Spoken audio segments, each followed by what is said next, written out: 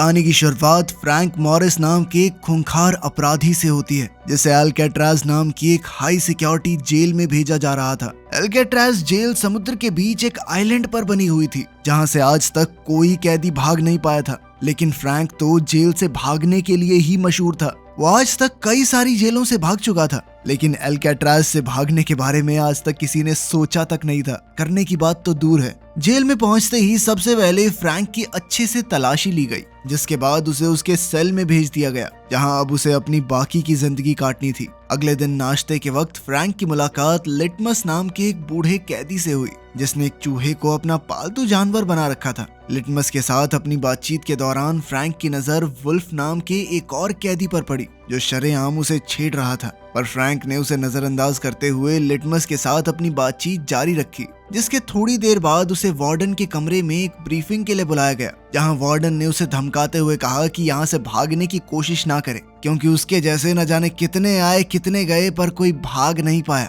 पर वार्डन के इस भाषण के दौरान ही फ्रैंक ने उसके कमरे से एक नेल कटर चुरा लिया, जो वैसे तो बहुत छोटी चीज थी, पर वो जानता था कि अल्काट्राज जैसी जेल में एक छोटी सी चीज भी बहुत काम आ सकती है। और इसीलिए फ्रैंक ने अपने सेल में वापस आते ही उस नेल कटर को बाइबल के अंदर छुपा दिया। थोड़ी देर बाद एक ग्रुप शावर के दौरान वुल्फ एक बार फिर फ्रैंक के पास आया और उसने दोबारा से उसे छेड़ना शुरू कर दिया। पर इस बार फ्रैंक उसे नजरअंदाज करने के मूड में नहीं था और उसने वुल्फ को पकड़कर पीटना शुरू कर दिया। और उसके इस बर्ताव ने जेल के अंदर उसकी एक रेपुटेशन बना दी, जिसके बाद कोई भी उससे फालतू पंगे नहीं लेता था। धीरे धीरे जेल की लाइब्रेरी फ्रैंक का दूसरा घर बन गई, जहां उसकी मुलाकात जेल के लाइब्रेरियन इंग्लिश से हुई। इंग्लिश को भी अल्काट्राज में उम्र कैद की सजा सुनाई गई थी, जिसके चलते अब इंग्लिश बाहर निकलने की कोई भी इच्छा छोड़कर किताबों में ही अपना मन लगा बैठा था। असल में इंग्लिश और फ्रैंक दोनों को ही हिस्ट्री के ऊपर लिखी हुई किताबें बहुत पसंद थी, जिसके चलते उन दोनों में काफी अच्छी दोस्ती हो गई।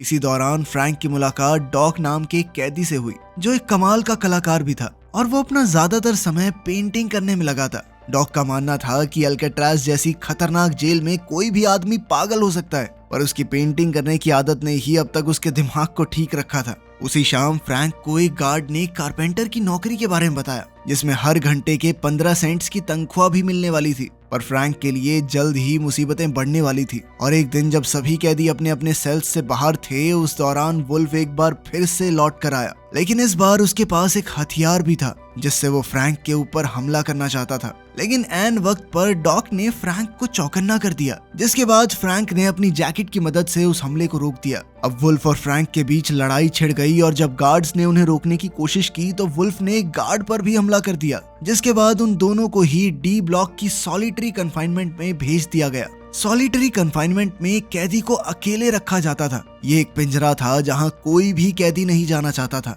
और अब फ्रैंक को इस पिंजरे में सिर्फ अपने आप को बचाने की वजह से जाना पड़ रहा था। इस बात से उसे बहुत गुस्सा आ रहा था। 2 हफ्ते तक उसी पिंजरे में रहने के बाद जब फ्रैंक को आजाद किया गया तो लिटमस ने अपने चूहे के जरिए फ्रैंक को खुश करने के लिए एक वेलकम नोट भेजा। वापस आने के बाद फ्रैंक की अपने पड़ोसी चार्ली से भी दोस्ती हो गई, जो वहाँ एक बहुत बड़ी चोरी की सजा काट रहा था। और उसने फ्रैंक को बताया कि उसे बॉर्डर क्रॉस करके भागने का बहुत ज्यादा दुख था, क्योंकि उसकी इसी गलती ने उसके जुर्म को और बड़ा बना दिया। अगले दिन वार्डन ने बिना किसी को बताए जेल का दौरा करने का फैसला किया, जिस दौरान उसे एक कैदी के सेल में अपनी तस्वीर दिखाई दी, जो पहले तो उसे बहुत पसंद आई। पर अगले ही सेकंड उसने जेल से डॉक की बनाई हुई सभी पेंटिंग्स को बाहर निकालने का आदेश दिया और उसके इस फैसले ने डॉक को अंदर से पूरी तरह तोड़ दिया, क्योंकि डॉक सिर्फ अपनी पेंटिंग्स के सहारे ही जिंदा था। वो अपनी बनाई हर एक पेंटिंग से बहुत प्यार करता था। फ्रैंक ने डॉक को लाख बार समझाने की कोशिश की कि कोई बात नहीं भाई, पेंटिंग ही तो थी, अब जीना तो है ना यहाँ पे।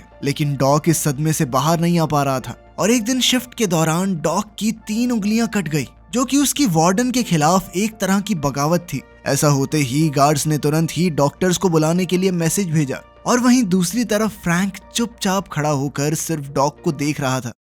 उसी रात जब फ्रैंक अपने सेल में बैठा हुआ था तो उसकी नजर वेंट से निकल रहे कॉकरोच पर पड़ी, जिसे देखकर फ्रैंक को एहसास हुआ कि शायद ये वेंट बाहर निकलने वाले किसी दरवाजे का रास्ता हो। तभी इंग्लिश ने उसे बताया कि असल में वार्डन ने डॉक की सभी पेंटिंग्स इसलिए बाहर निकलवाई थी क्योंकि उसे अपनी तस्वीर पसंद नहीं आई। अगली बार खाना खाते वक्त फ्रैंक की मुलाकात जॉन और क्लेरेंस नाम के 2 भाइयों से हुई, जिन्होंने उसे एक पिछली जेल की मुलाकात से पहचान लिया था। और अब अपनी बातचीत के दौरान वो लोग एल्केट्राज के बारे में बात कर रहे थे कि कैसे इस जेल से भागना नामुमकिन था, क्योंकि जेल चारों तरफ से पानी से जो घिरी हुई है और अब उनके मुताबिक उन्हें अपनी पूरी जिंदगी यहीं बितानी पड़ेगी। पर उनकी इस बातचीत ने फ्रैंक के दिमाग में एक नए आइडिया का बीज बो दिया और अब फ्रैंक इतिहास बनाना चाहता था। वो इस जेल से भागने वाला पहला इंसान बनना चाहता था। उसी रात फ्रैंक ने वार्डन के कमरे से चुराए हुए नेल कटर की मदद से अपने कमरे की ग्रिल के आसपास मौजूद सीमेंट को खुरेदना शुरू कर दिया और जैसे ही उसे गार्ड्स के पैरों की आवाज आती तो वो उस नेल कटर को बाइबल में छुपाकर उसे पढ़ने का नाटक करने लग जाता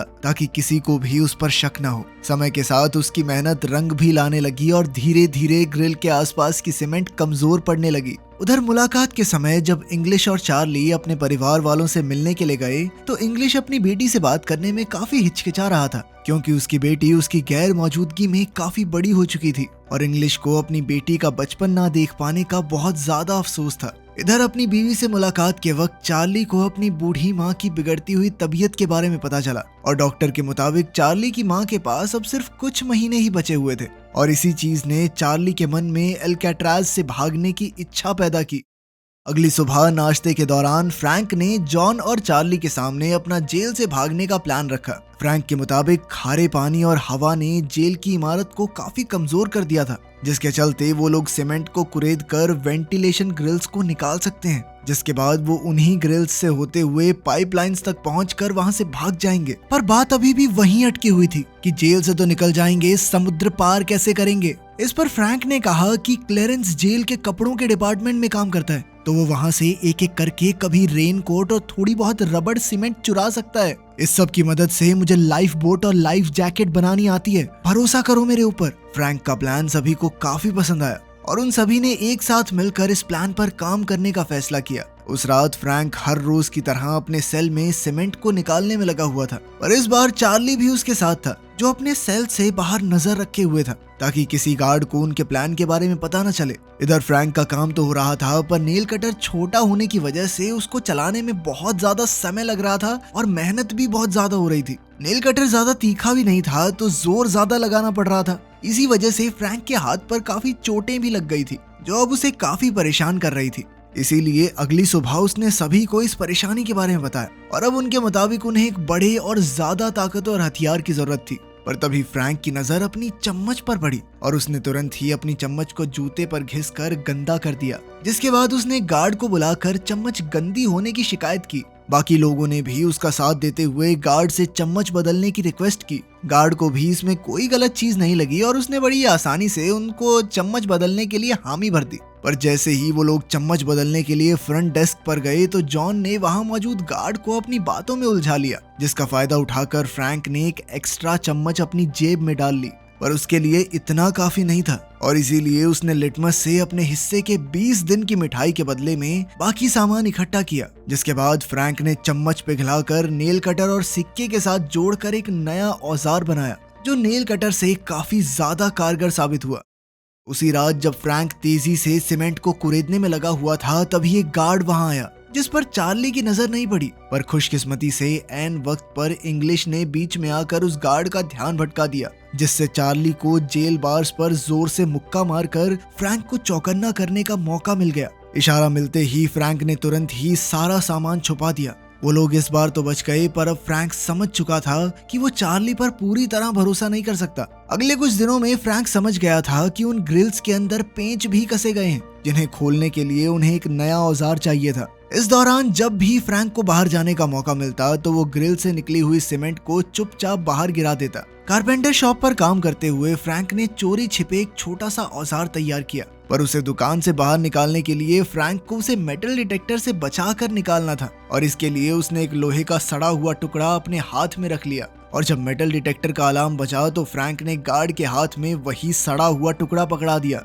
जबकि उसका असली औजार उसके जूतों में था। अपने सेल में पहुंचते ही उसने उस औजार की मदद से ग्रिल को खोल दिया, जिसके आगे पाइपलाइन का जाल बिछा हुआ था, जो शायद उनकी आजादी का रास्ता भी बन सकता था। पर फ्रैंक जानता था कि उन्हें अभी और ज्यादा तगड़ी प्लानिंग की जरूरत है और इसीलिए उन्होंने नकली सर बनाने का फैसला किया जिसकी मदद से वो गार्ड्स को चकमा दे सकते थे। अब उन्होंने तुरंत ही सामान इकट्ठा करना शुरू कर दिया जिसमें जॉन का काम नाई की दुकान से बाल इकट्ठा करना था, वहीं चार्ली पेंट का इंतजाम करने वाला था और फ्रैंक ने इंग्लिश की मदद से कई सारे अखबार इकट्ठा किए और सारा सामान मिलते ही फ्रैंक तुरंत ही अपने काम पर लग गया। उसने सबसे पहले अखबार को दीवार से निकली हुई सीमेंट में मिलाकर इंसानी खोपड़ी का ढांचा तैयार किया जिसके ऊपर पेंट और बाल लगाकर वो लोग गार्ड्स को चकमा देने वाले थे। अपने प्लान को और मजबूत बनाने के लिए चार्ली ने उन ग्रिल्स जैसी दिखने वाली नकली जालियां बनाई जिन्हें वो भागते टाइम ग्रिल्स की जगह लगाने वाले थे ताकि कोई गार्ड ये नोटिस न कर ले कि यहाँ ग्रिल तो लगी नहीं हुई। एक रात फ्रैंक ने अकेले ही ऊपर जाने का फैसला किया जिसके लिए उसने उस नकली खोपड़ी और नकली ग्रिल का इस्तेमाल किया, पर पाइपलाइन से ऊपर पहुंचने के बाद फ्रैंक को एक लोहे का दरवाजा दिखाई दिया जिस तक वो अकेला नहीं पहुंच सकता था और ठीक उसी वक्त एक गार्ड सभी सेल्स का राउंड मार रहा था और जब वो फ्रैंक के सेल के पास पहुंचा तो उसे शक तो हुआ, पर इसके बावजूद भी वो लोग किसी तरह से बच गए। लेकिन अब उन्हें समझ आ गया था कि उनके प्लान में कुछ बदलाव की जरूरत है। अगली सुबह फ्रैंक और चार्ली ने पिछली रात हुए हादसे के बारे में बात की, पर तब तक जॉन और क्लेरेंस ने भी अपनी अपनी नकली खोपड़ी बना ली थी, जिसके बाद सभी ने इसी प्लान के साथ आगे बढ़ने का फैसला किया। उसी रात जॉन और चार्ली एक बार फिर से उसी लोहे के दरवाजे के पास गए और एक दूसरे की मदद से वो लोग दरवाजे तक पहुंच गए, जिसे पकड़ते ही उन्हें एहसास हुआ कि वो लोग इस दरवाजे को काट सकते थे, पर इसके लिए उन्हें काफी एडवांस टूल्स की जरूरत थी। अगले दिन म्यूजिक क्लास के दौरान चार्ली की नजर एक पुराने पंखे पर पड़ी, जिसे देखते ही उसे लगा कि वो लोग इसका इस्तेमाल एक औजार की तरह कर सकते हैं और इसीलिए उसने अपने हिस्से की सारी मिठाई के बदले में लिटमस के साथ सौदा कर लिया। अब पंखे को क्लास से बाहर ले जाने के लिए चार्ली ने उसे एक इंस्ट्रूमेंट बॉक्स में डाल दिया, जिसकी मदद से वो लोग आसानी से बाहर आ गए। वो पंखा जैसे ही फ्रैंक के हाथ लगा तो वो तुरंत ही उसे एक औजार बनाने में लग गया, जिसके बाद वो लोग दोबारा उस लोहे के दरवाजे पर गए और इस बार अपने इस नए औजार की मदद से उन्होंने वो दरवाजा काट दिया। इस बीच उनसे शोर भी काफी हुआ, जिसकी आवाज गार्ड्स तक पहुंची भी, पर गार्ड्स ने ज्यादा ना सोचते हुए उसे नजरअंदाज कर दिया। इधर फ्रैंक और उसके साथियों का रास्ता बन चुका था, जिसके बाद उन्होंने मंगलवार की रात को दुनिया की सबसे सुरक्षित जेल एल्केट्राज से भागने का फैसला किया। पर मंगलवार सुबह नाश्ते के दौरान फ्रैंक ने डॉग की याद में टेबल पर एक फूल रख दिया, जिस पर तुरंत ही वार्डन की नजर पड़ गई और उसने फ्रैंक को जेल के उसूल याद दिलाते हुए उस फूल को कुचल दिया। वार्डन के इस बर्ताव से सबसे ज्यादा गुस्सा लिटमस को आया, पर जैसे ही वो वार्डन पर हमला करने के लिए आगे बढ़ा तो उसी वक्त अचानक उसे हार्ट अटैक आ गया और वो नीचे गिर पड़ा। थोड़ी देर बाद वार्डन ने अचानक फ्रैंक के सेल की तलाशी ली, पर उसे वहाँ कुछ भी नहीं मिला, जिसके चलते वो काफी नाराज था और उसने इसी नाराजगी में चार्ली और फ्रैंक का सेल बदलने का आदेश दे दिया। उधर वुल्फ भी सॉलिटरी कन्फाइनमेंट से आजाद हो चुका था और अब वो दोबारा फ्रैंक पर हमला करने के लिए पूरी तरह से तैयार था, पर जैसे ही वो हमला करने के लिए आगे बढ़ा तो इंग्लिश ने उसे बीच में पकड़ लिया। उस रात फ्रैंक, जॉन, चार्ली और क्लेरेंस ने पाइप में मिलने का फैसला किया, लेकिन फिर ऐन वक्त पर चार्ली काफी ज्यादा घबरा गया और उसने प्लान में शामिल ना होने का फैसला किया। लेकिन बाकी तीनों बिल्कुल अपने प्लान के मुताबिक आगे बढ़ रहे थे और इधर चार्ली की आंखों के सामने से उसकी आजादी का सपना दूर होता जा रहा था। उधर उस दरवाजे को पार करते हुए फ्रैंक और बाकी लोग छत तक पहुंच गए थे, जहां उन्हें सर्च लाइट्स से बचना था। उधर चार्ली ने भी आखिरकार जेल से भागने का मन बना लिया, जिसके बाद वो पूरी रफ्तार से पाइपलाइन से होता हुआ उस लोहे के दरवाजे तक पहुंचा, पर अब वो अकेला उस दरवाजे को पार नहीं कर सकता था, जिसका मतलब था उसने अपनी आजादी का मौका अपने डर की वजह से गवा दिया।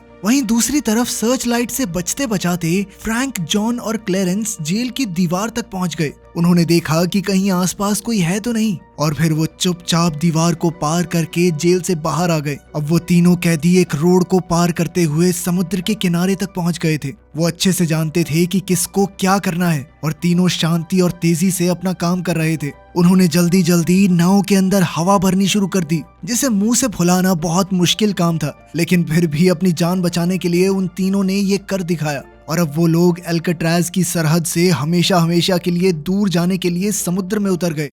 अगली सुबह जब गार्ड्स राउंड पर आए तो शुरुआत में तो उन्हें सब कुछ बिल्कुल नॉर्मल लगा, पर फिर उन्होंने देखा कि फ्रैंक अब तक सो रहा था। उन्होंने जैसे ही फ्रैंक के मुंह से चद्दर हटाई तो उनके पैरों तले जमीन खिसक गई, क्योंकि आज उनके साथ कुछ ऐसा हुआ था जिसकी उन्होंने कभी कल्पना तक नहीं की थी। पूरी जेल में ये बात फैल गई कि कुछ कैदी भाग निकले हैं। फ्रैंक ने अपने सर की जगह पर नकली खोपड़ी जो रखी हुई थी। गार्ड्स ने तुरंत ही अलार्म बजा दिया और जल्द ही ये भी पता चला कि 2 और कैदी भी भाग चुके हैं। जल्द ही उन तीनों की खोज शुरू हो गई। उन्हें ढूंढने में नाव के साथ साथ हेलीकॉप्टर तक का इस्तेमाल किया जा रहा था, लेकिन इसके बावजूद भी फ्रैंक, जॉन और क्लेरेंस का कोई सुराग नहीं मिला। और अब कुछ पुलिस वालों को लग रहा था कि शायद वो तीनों समुद्र में डूबकर मर गए होंगे, पर अंदर ही अंदर वार्डन जानता था कि वो बच निकले हैं और दुनिया की सबसे सुरक्षित कही जाने वाली जेल एल्केट्राज को भी तोड़कर भागने में कोई कामयाब हो चुका है। पर वार्डन के सामने जेल की इज्जत बचाने की जिम्मेदारी भी थी, जिसके चलते उसने दुनिया के सामने उन तीनों को मरा हुआ घोषित कर दिया। लेकिन सच बात तो ये थी कि वार्डन की इस बात पर किसी को भरोसा नहीं था। ये एक सच्ची कहानी है जिसके बाद फ्रैंक जेल तोड़ने वाले जीनियस के नाम से पूरी दुनिया में मशहूर हो गया। 1 साल तक गुप्त तरीके से सर्च ऑपरेशन भी चलाया गया, लेकिन कभी कोई बॉडीज नहीं मिली, जिसका मतलब ये था कि वो बचकर भागने में कामयाब हो गए थे। वीडियो पसंद आई तो लाइक कर देना, चैनल को सब्सक्राइब कर लेना। मिलते हैं अगली वीडियो में।